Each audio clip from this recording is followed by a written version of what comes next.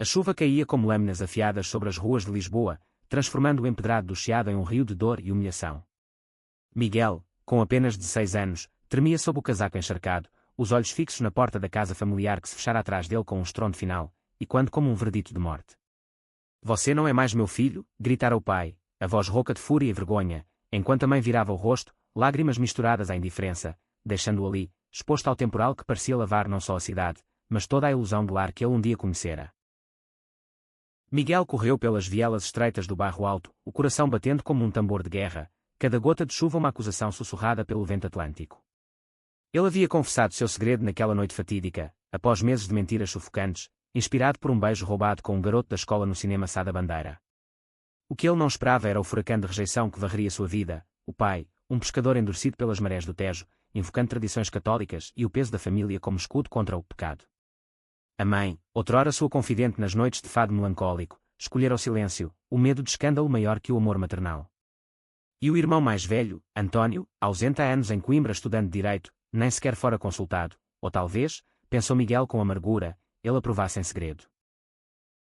As horas se arrastaram em uma névoa de frio e desespero. Miguel se abrigou sob o toldo de uma tasca fechada, o estômago roncando, a mente girando em espirais de culpa e raiva. "Porque eu? Porque nós?" murmurava para si mesmo, recordando as histórias que o avô contava sobre amores proibidos nas sombras dos conventos medievais de Lisboa. Mas aquelas eram lendas, a sua era uma realidade crua, onde o amor nascia torto e era podado como erva daninha. Ele pensou em pular para o Tejo, deixar as águas escuras engolir seu segredo, mas um lampejo de teimosia, ou talvez de esperança tola, o fez erguer-se. Ele caminharia até o amanhecer, e o que viesse depois, que o destino decidisse. O sol nascente tingiu o céu de um laranja tímido quando Miguel chegou ao Rossio, as pernas pesadas como chumbo.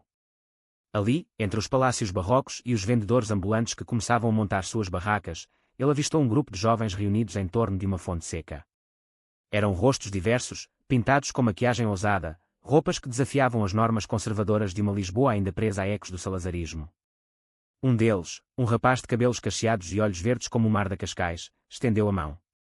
"Ei, miúdo, parece que o mundo te cuspiu. Vem, divide um café."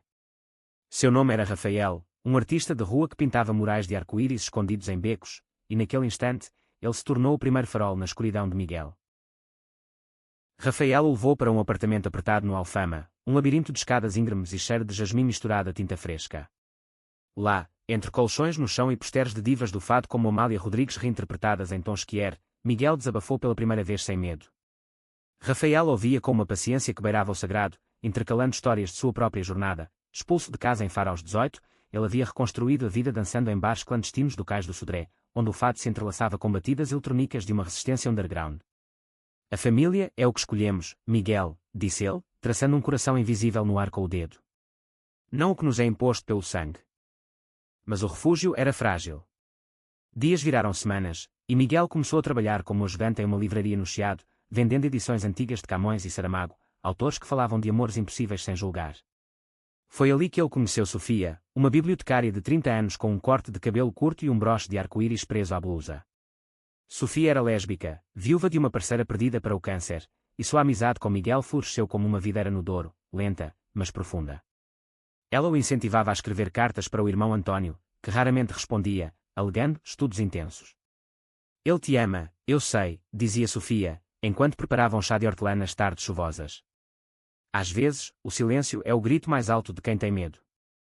Entretanto, as sombras do passado não se dissipavam. Uma noite, enquanto Rafael e Miguel caminhavam pela marginal do Tejo, assistindo aos barcos de pesca voltarem ao cais, um telefonema mudou tudo. Era o pai, a voz embargada não por arrependimento, mas por necessidade. A mãe estava doente, um tumor no pulmão detectado tarde demais, e eles precisavam de Miguel para manter as aparências no funeral da tia-avó. "Volte por ela, filho. Esqueça o resto." A palavra "filho" soou como uma faca, e Miguel desligou, o peito apertado. Rafael o abraçou ali mesmo, sob as luzes tremulosentes do aqueduto das águas livres, e pela primeira vez, Miguel sentiu o gosto doce do beijo que poderia ser o início de algo real, não um roubo apressado, mas uma promessa sussurrada contra os lábios.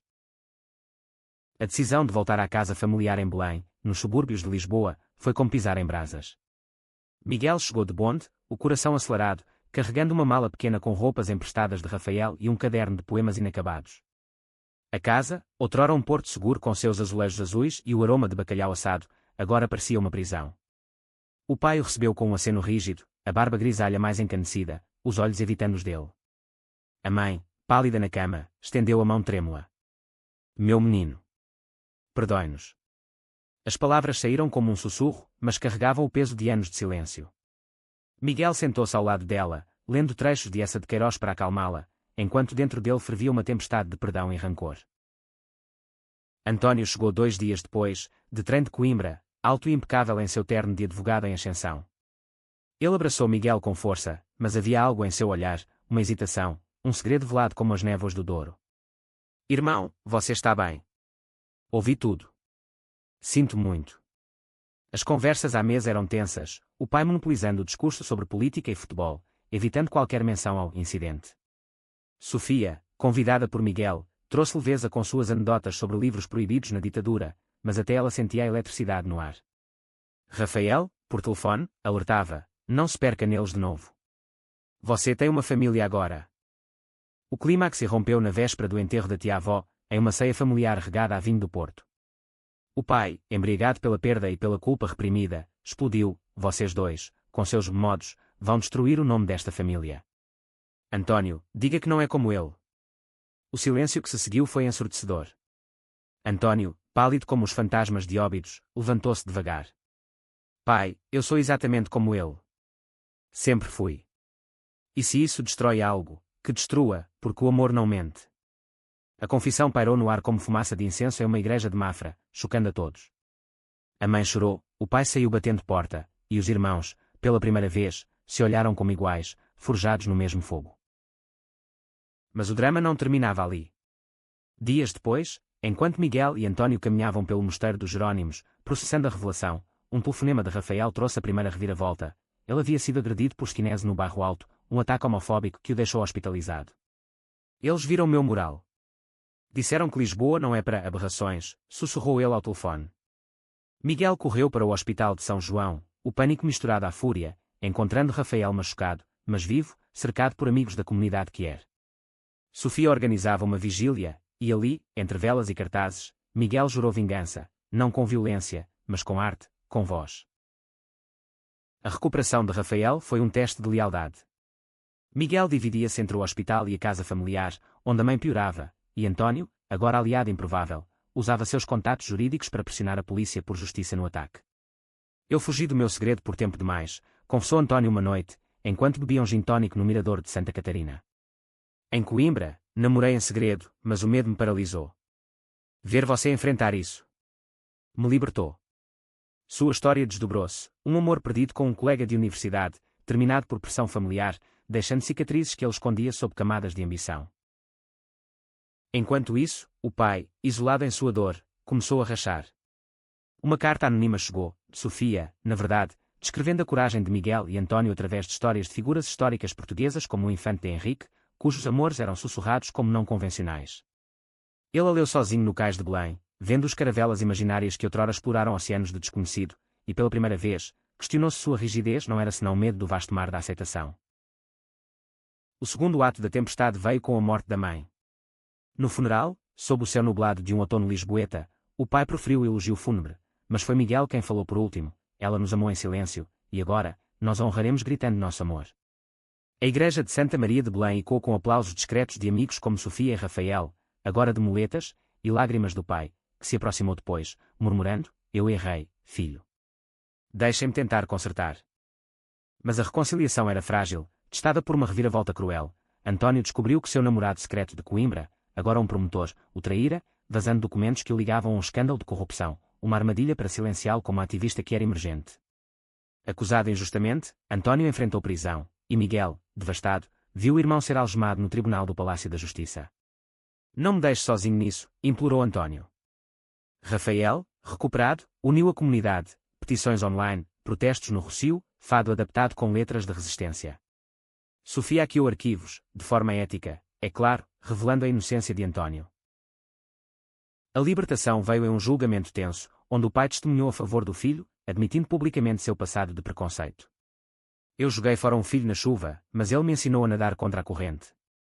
O juiz, tocado, absolveu António, e a família, fragmentada, começou a se recompor em uma ceia improvisada no apartamento de Rafael, com pratos de cataplana e histórias compartilhadas. Anos se passaram, e Lisboa, eterna testemunha, viu os irmãos florescerem. Miguel e Rafael abriram uma galeria de arte que no Chiado, expondo murais que contavam histórias de superação. António, agora advogado de direitos humanos, casou-se com um parceiro espanhol em uma cerimônia no Castelo de São Jorge. O pai, envelhecido mas transformado, visitava-os semanalmente, contando piadas sobre pescarias e aceitando convites para paradas do orgulho. Sofia encontrou humor em uma escritora de Porto, e juntas, publicaram um livro sobre laços escolhidos. No final, sob o sol pleno do Tejo, Miguel e António sentaram-se no mesmo banco onde tudo começara, rindo de como a chuva os lavara para um novo começo. O segredo nos uniu, disse Miguel. E o amor nos salvou, respondeu António. A cidade pulsava ao redor, um coração de azulejos e marés, provando que, em Portugal, até as tormentas levam à luz. A calmaria pós-julgamento era ilusória, como as brumas matinais que subiam do Tejo e engoliam as torres do 25 de Abril. Miguel acordava suando, assombrado por sonhos onde a chuva não parava, afogando Rafael em um beco sem fim. Ele se virava para o lado, encontrando o calor do corpo do amante, e sussurrava preces a São Vicente, padroeiro de Lisboa, pedindo que a paz perdurasse. Mas o destino, caprichoso como o fado, tinha outros planos. Uma carta chegou à galeria uma manhã de primavera, selada com cera vermelha e o brasão de uma família nobre do Alentejo. Era de Dona Isabel, tia distante da mãe, convidando-os para um retiro em Évora, para curar feridas antigas, lia-se nas linhas caligráficas. Miguel hesitou. O Alentejo evocava memórias de verões infantis em planícies douradas de trigo, mas também de tias devotas que cruzavam olhares reprovadores quando ele brincava, diferente, com os primos. Rafael, sempre o otimista, insistiu, vai. Fecha o ciclo. Eu cuido da galeria. António, agora radicado em Lisboa com seu marido Javier, juntou-se à jornada. O carro alugado serpenteava pelas autoestradas, passando por montes oliveirais que pareciam sentinelas silenciosas. Lembra quando éramos miúdos e corríamos atrás de lebres aqui? Perguntou António, a voz leve mas os olhos carregados. Miguel assentiu, recordando como, mesmo criança, sentia o peso do olhar paterno, como se cada risada livre fosse um risco. Javier, com seu sotaque castelhano suave, quebrou o gelo. Em Espanha, minha família me aceitou com vinho e tapas. Portugal vai aprender. Évora os recebeu com sua catedral gótica, um labirinto de ossos no templo dos ossos que lembrava a fragilidade da vida. Dona Isabel, uma senhora de 70 anos com véu de renda e olhos penetrantes como os de uma águia, os esperou no palacete ancestral. Bem-vindos, meus sobrinetos perdidos, disse ela, abraçando-os com um perfume de lavanda e segredos. O retiro era, na verdade, uma assembleia familiar ampliada, com primos, tios e viúvos reunidos para discutir a herança da mãe, terras no Alentejo e uma vinícola modesta, mas valiosa. A tensão explodiu na primeira ceia, à luz de velas em uma sala de azulejos moriscos. Um tio-avô, o Coronel Mendes, ex-militar de bigode eriçado, ergueu a taça, pelo sangue puro da família, que não se dilui em excentricidades modernas. O olhar dele cravou-se em Miguel e António, e o silêncio caiu como uma guilhotina. Dona Isabel interveio com graça. O sangue é o que corre nas veias, coronel, mas o coração dita o rumo. Meus sobrinhos netos carregam o legado de coragem, como o avô de vocês nas guerras coloniais. Mas o conflito escalou quando, durante uma visita à vinícola, um primo, João, confrontou Miguel em particular. Você envergonha a memória da tia. E agora arrasta o António nisso. Ele era o orgulho, o futuro advogado. João, casado com uma mulher devota e pai de 3, representava o Portugal rural que ainda sussurrava contra o pecado da cidade. Miguel, fervendo, rebateu: o orgulho não é um terno engomado, João. É enfrentar a tempestade e erguer-se. Você vive na seca do medo. A briga quase veio às vias de fato, interrompida por Rafael, que surpreendera a todos ao aparecer de moto, para apoiar meu amor. A noite trouxe a reviravolta. Dona Isabel revelou um diário da mãe de Miguel e António, escondido em um cofre. Nele, páginas amareladas confessavam seu próprio amor juvenil por uma prima, sufocado pela pressão social nos anos 70, durante a Revolução dos Cravos. Eu o perdi para o silêncio, e jurei que meus netos não sofreriam o mesmo, escreveu ela. As palavras caíram como chuva fertilizante, regando corações ressecados. O coronel, lendo em segredo, apareceu na aurora no pátio, os ombros curvados. Eu perdi um irmão assim, na juventude. Guerra, diziam. Mas era amor proibido. Perdoem um velho tolo.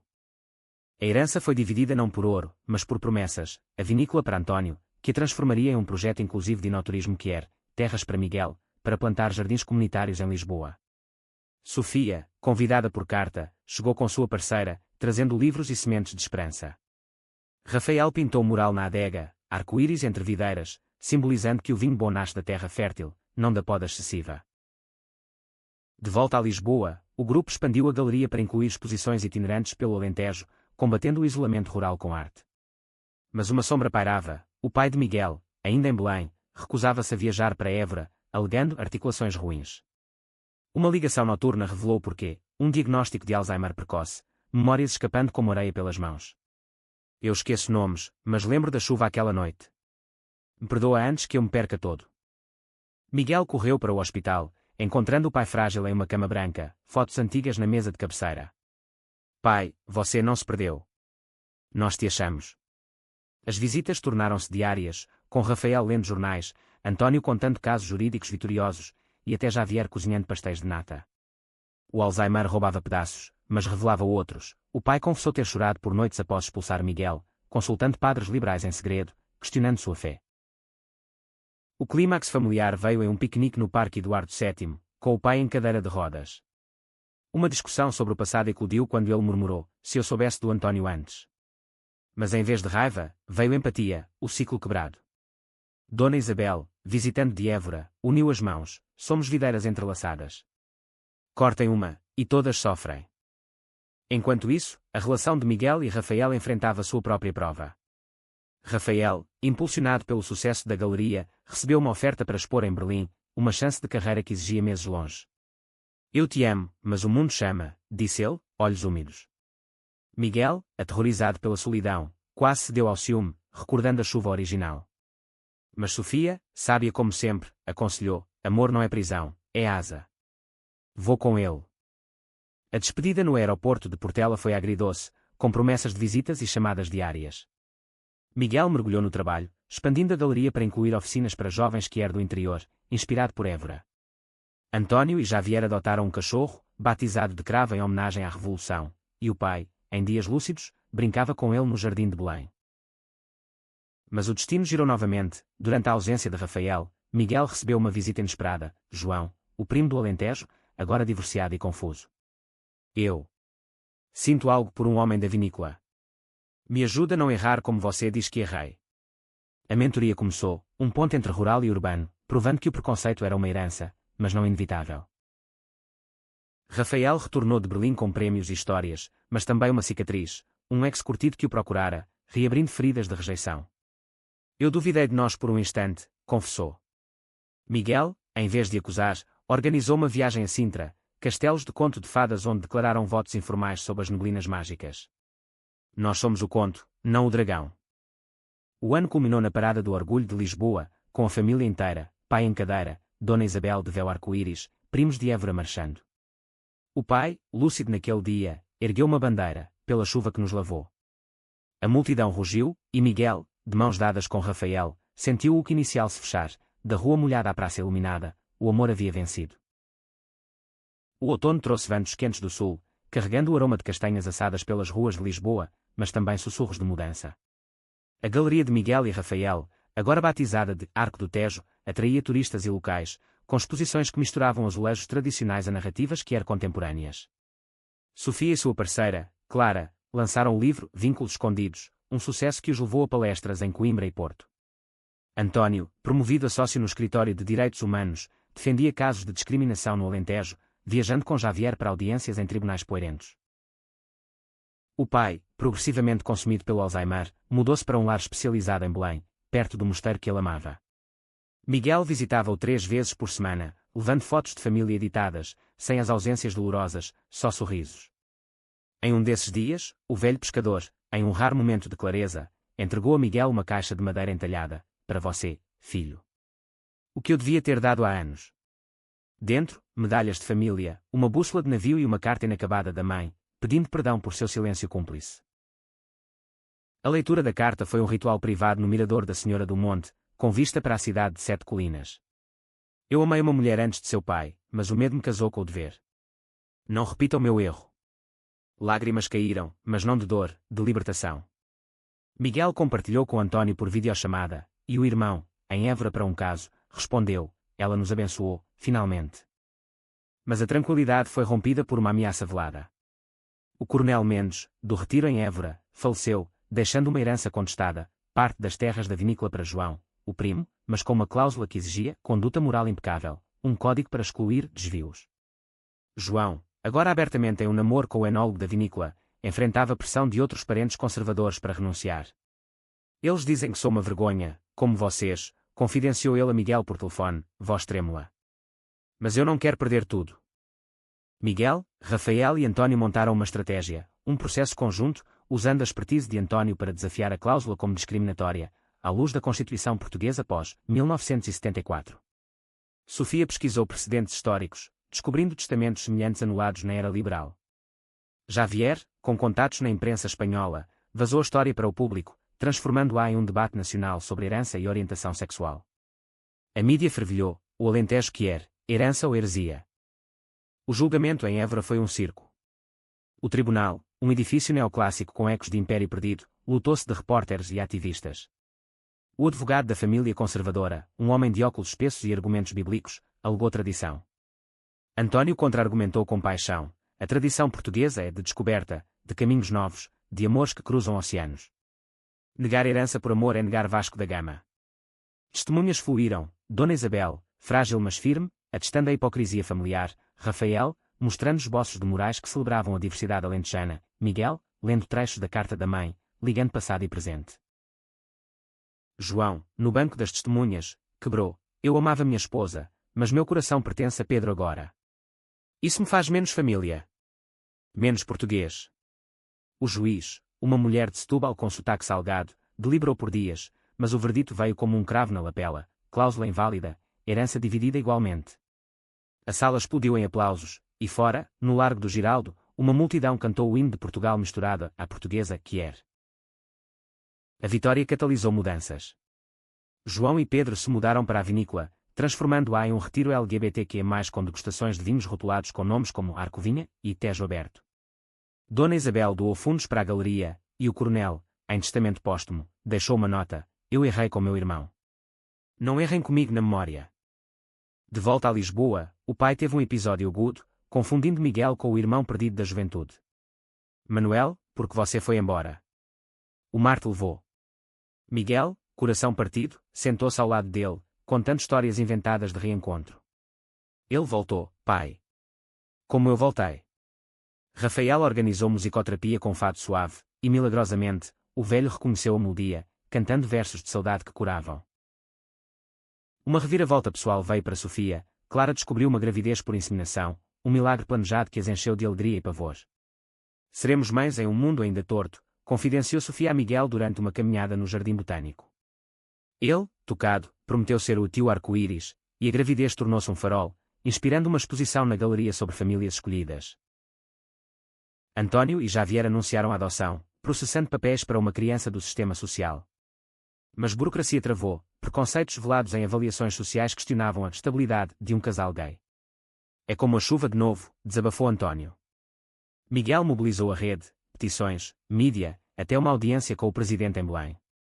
A aprovação veio, e o bebê, uma menina chamada Esperança, chegou em uma manhã de Natal, com olhos como o Tejo. O Natal reuniu todos em Belém, pai lúcido o suficiente para segurar Esperança, Dona Isabel contando lendas alentejanas, João e Pedro trazendo vinhos premiados. Rafael e Miguel trocaram anéis simples, forjados em azulejo, jurando sob as luzes do Natal. Da rua à família, nós construímos, sussurrou Rafael. Mas o ano fechou com tensão, rumores de um grupo extremista em Lisboa, e quando ataques passados, ameaçando a parada do ano seguinte. Miguel, agora líder comunitário, jurou proteção. Não mais chuva sem arco-íris. O inverno de 2026 desabou sobre Portugal com uma fúria rara, nevascas no norte e inundações no sul, como se o clima conspirasse com as almas inquietas. A Galeria Arco do Tejo, ancorada no Chiado, tornou-se refúgio, noites de leituras de poesia por jovens que do Algarve, workshops de arte-terapia para sobreviventes de violência. Miguel, com olheiras de noites insones, coordenava tudo, enquanto Rafael pintava febrilmente, canalizando medos em telas de tempestades coloridas. Sofia e Clara deram à luz uma menina, Luna, em uma clínica de Lisboa, cercadas por flores de laranjeira enviadas de Évora. A maternidade transformou Sofia, de bibliotecária reservada a ativista feroz, blogando sobre parentalidade lésbica em um Portugal em transição. Luna nos ensina que o amor é instintivo, não condicionado, escreveu ela, inspirando mães de todo o país. António e Javier navegavam a paternidade com esperança, agora engatinhando pelo apartamento em Alfama. Mas o trabalho de António levava a confrontos, um caso de discriminação em uma escola de Faro, onde um professor expulsara um aluno por comportamento afeminado. O pai da criança, um pescador como o de Miguel, ecoava o passado: eu o jogo fora se ele for como vocês. António, paciente, visitou a família, compartilhando sua própria jornada. Seu filho é um explorador, como os nossos antepassados. Deixem-no navegar. O pai de Miguel estabilizava com novos medicamentos, momentos de lucidez permitindo conversas profundas. Uma tarde, no lar, ele pediu: conte-me sobre Rafael. Ele te faz feliz. Miguel descreveu piqueniques no Monsanto, danças no Lux, e o pai sorriu, como eu com sua mãe, antes do medo. Em um gesto final, ditou uma carta para Dona Isabel: obrigado por nos lembrar que família é perdão. A ameaça extremista materializou-se em grafites homofóbicos nos murais de Rafael, borrados com tinta preta. A polícia investigava, mas devagar. Miguel, furioso, organizou uma noite de repintura no Bairro Alto, com artistas e voluntários apagando ódio com cor. Sofia documentou: Clara cantava canções de Ninar adaptadas, e João veio de Évora com Pedro, trazendo tintas e vinho para fortificar espíritos. Durante a ação, uma reviravolta: um dos vândalos foi capturado, um adolescente de periferia, filho de um ex-militar, influenciado por fóruns online. Em vez de prisão, Miguel propôs diálogo: pinte com a gente. Veja que não somos monstros. O garoto, Tomás, hesitante, pegou o pincel, e aos poucos, histórias saíram: pai alcoólatra, bullying na escola, ódio como armadura. Rafael o mentoreou, transformando raiva em arte, e Tomás tornou-se voluntário, sua família eventualmente convidada para a galeria. António ganhou o caso em Faro, o professor demitido, a escola treinada em inclusão. O pai do aluno, tocado, escreveu: meu filho sorri de novo. Obrigado por não me jogar na chuva do julgamento. Dona Isabel adoeceu, um resfriado virando pneumonia, e a família voou para Évora. No palacete, entre tapeçarias antigas, ela reuniu todos: eu vivi o suficiente para ver o Alentejo florescer. Cuide da vinha, João; da arte, Miguel; da justiça, António. Sua morte foi pacífica, sob jasmins, e o funeral no Templo Romano de Évora uniu conservadores e progressistas em um hino de unidade. A herança de Dona Isabel financiou uma fundação, Legado Isabel, para bolsas que eram universidades portuguesas. Miguel a inaugurou em Lisboa, com Luna como mascote, rindo entre discursos. Rafael propôs a Miguel durante uma viagem a Óbidos, vila medieval de livros: casemo-nos aqui, entre páginas de amor. A cerimônia foi íntima: família, amigos, o pai em cadeira testemunhando com lágrimas. Vocês são minha âncora, disse ele. Mas o clímax veio com a parada do orgulho. Rumores de protesto violento circulavam, e na véspera, Tomás alertou: seu antigo grupo planejava a invasão. Miguel, como coordenador, reforçou segurança com polícia aliada e ativistas treinados. Sofia preparou um plano de contingência, Clara e Luna em local seguro. O dia amanheceu ensolarado, a Avenida da Liberdade um mar de cores. A marcha começou com um fado remichado, esperança no colo de Javier, Luna em selim de Sofia. No meio, caos, encapuzados avançaram com paus e gritos. Mas a resposta foi unida: um círculo humano protegeu os vulneráveis, Tomás identificando líderes, polícia intervindo rápido. Rafael, com lata de spray, pintou um muro próximo: amor-ódio. Um vândalo feriu levemente o manifestante, mas a multidão cantou, desarmando a raiva com volume. O pai de Miguel, assistindo da calçada, gritou: parem. Eles são família. Sua voz, rouca mas firme, viralizou, e o confronto dissolveu em retirada envergonhada. Pós-parada, o governo anunciou leis mais duras contra o ódio, inspirado pelo incidente. Tomás testemunhou contra o grupo, ganhando reabilitação. A galeria hospedou uma exposição, das sombras à luz, com obras de ex-vândalos. Noite adentro, família reunida no Tejo, Miguel ergueu taça: da chuva inicial, brotamos. O amor, profundo e testado, provara sua força. Primavera de 2027 floresceu com azáleas no Rocio, mas trouxe chuvas inesperadas ao coração de Miguel. A galeria prosperava, agora com filial em Porto, mas ele sentia um vazio, o desejo de criar vida, não só arte. Quer uma família como a de Sofia, como a de António, confidenciou a Rafael durante uma caminhada no aqueduto. Rafael, tocado, abraçou-o. Então vamos. Adoção, barriga de aluguel, o que o coração pedir. O processo começou, mas burocracia que persistia, avaliações duplas para casais gays, perguntas intrusivas sobre estabilidade emocional. Sofia, agora colunista, expôs em artigo, porque o amor lésbico ganha filhas, mas o gay luta por filhos. O texto viralizou, acelerando aprovações. Enquanto isso, o pai declinou rápido. Em um dia lúcido, pediu para ver o mar pela última vez. A família o levou a Cascais, ondas atlânticas lambendo a praia. Eu fui pescador, mas perdi o melhor peixe, vocês, murmurou ele. Morreu ao pôr do sol, mão na de Miguel, paz no rosto. O funeral em Belém foi celebração, fado, vinhos de Évora, histórias de redenção. Ele navegou para o porto final, disse António no elogio. A perda uniu mais. Miguel herdou a casa em Belém, transformando-a em centro comunitário Casa da Chuva, para jovens expulsos. Rafael decorou com murais de arco-íris pós-tempestade. João e Pedro anunciaram a adoção de gêmeos alentejanos, expandindo a vinha para incluir creche inclusiva. Sofia e Clara planejavam segundo filho, Luna agora falando arco ao ver bandeiras. Mas reviravolta, durante a reforma da Casa da Chuva, encontraram cartas antigas do pai, para um amante masculino da juventude, terminadas por medo. Eu amei como um mar proibido, lia-se. Miguel, chocado, compartilhou com António, nosso segredo era dele também. A revelação curou resquícios de raiva, inspirando uma sessão memorial na casa. António enfrentou crise profissional, um cliente poderoso, um político conservador, o chantageava com fotos antigas de seu namoro em Coimbra. Aborta o caso ou isso sai. Javier descobriu, furioso, não mais segredos. Eles confrontaram juntos, gravando a chantagem, expondo-a à imprensa. O político caiu, e António ganhou reputação de incorruptível.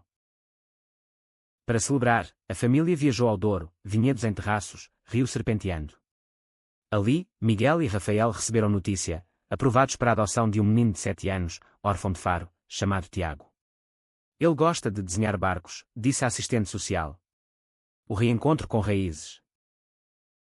Tiago chegou tímido, olhos castanhos como o Tejo, mas floresceu, pintando com Rafael, lendo com Miguel, brincando com Esperança e Luna. A adoção foi oficial em uma cerimônia no cartório de Lisboa, com bolo de pastéis de nata. Uma ameaça final, um furacão atingiu o sul, destruindo partes da vinha de João. Família mobilizou, Galeria leiloou obras para ajuda, Sofia coordenou doações, António advogou por seguros. A reconstrução uniu comunidades, provando solidariedade. No verão, casamento coletivo em Óbidos, Miguel e Rafael, João e Pedro, com Tiago como pajem. Dona Isabel homenageada em flores. Do segredo à celebração, brindou António.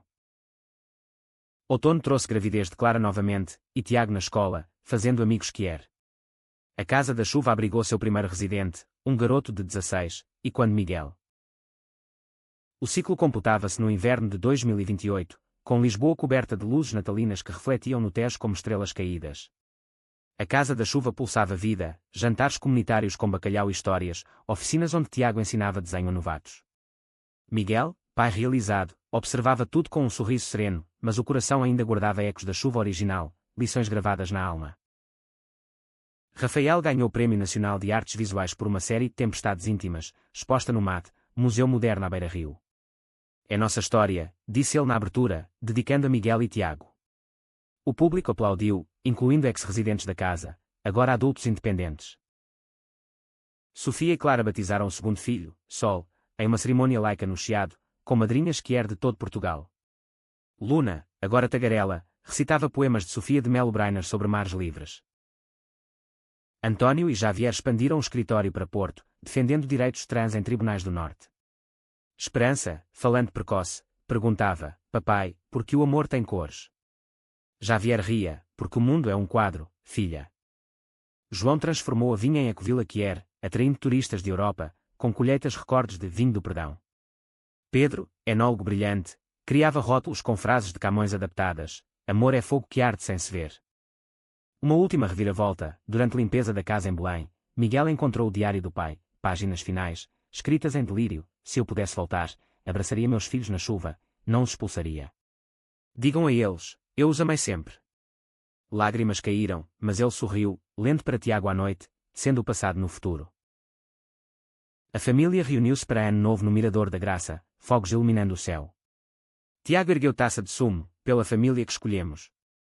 Risos ecoaram, misturando-se ao fado distante. Anos depois, Miguel escreveria o livro Da Chuva ao Arco, um testamento de superação. Mas naquela noite, sob estrelas portuguesas, bastava o abraço, irmãos, amantes, pais, unidos contra tempestades passadas e futuras.